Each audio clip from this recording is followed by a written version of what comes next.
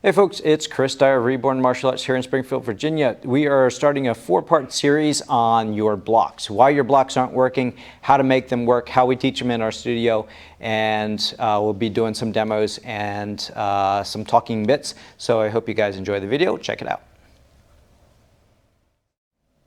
Okay, so we're going to be looking at 8 directional blocking. There's a lot of martial arts studios have something along this lines where you train from a horse stance and you do your outward block, inward block, inward block, high block, low block, low block. This is pretty standard to a lot of traditional martial arts schools, and most people realize that they don't work. And so we're going to do a video series. We're going to be looking 1 and 2 blocks today, or outward blocks.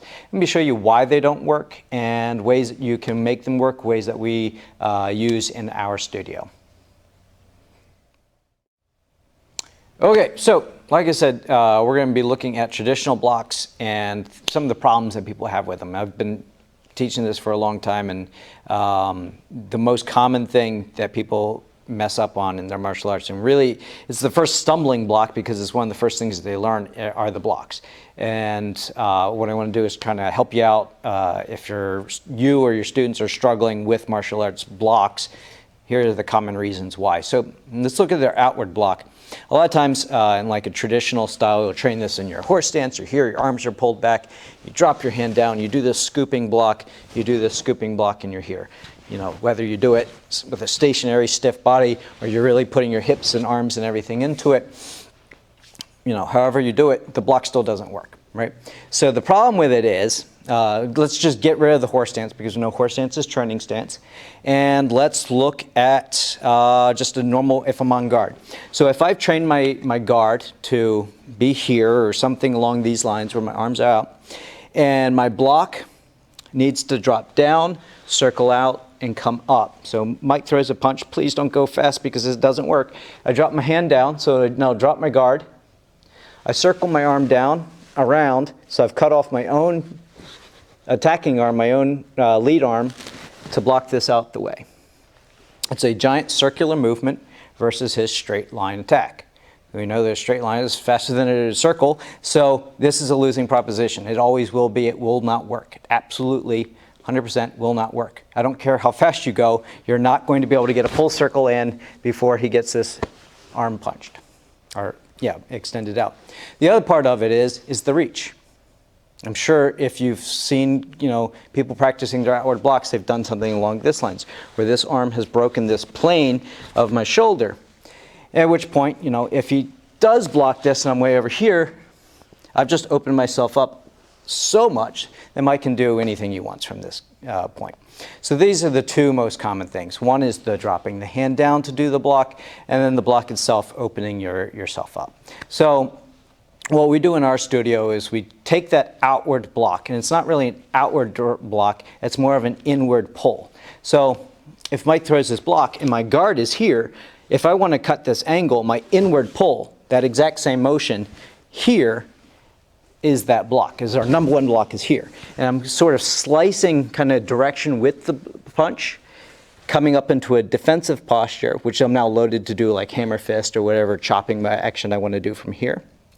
If I'm on the inside, this block happens this direction.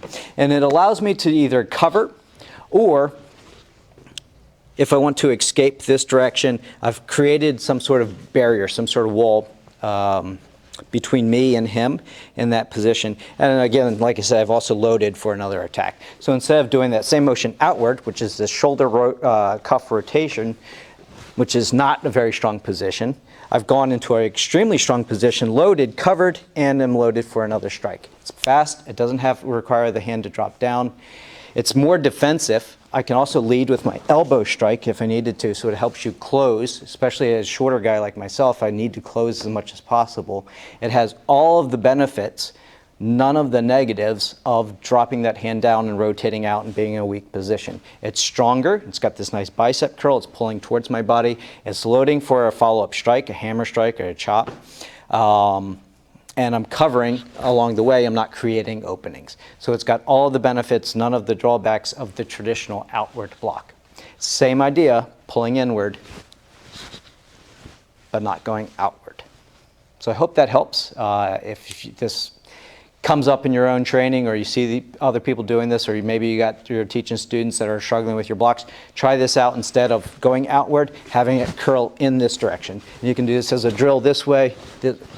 Just punch, pop, pop, pop, pop, pop.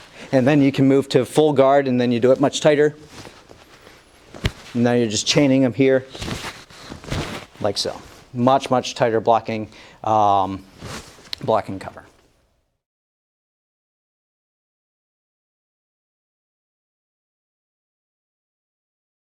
So the plastic hit my throat. Are you okay? This thing sucks. That was the exact shot we were going for, right? That's exactly what we were going for.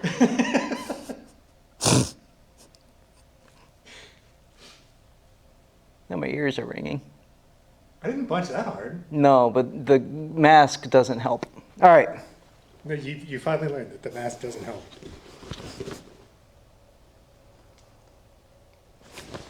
What am I trying to do? You're going to punch, and you're just going to go around this. Yeah. Is it filming? Yep. Okay. Okay. This sucks.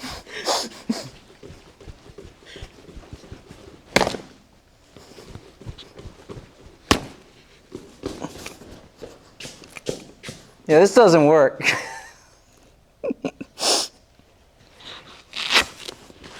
You good? Yeah, I'm good.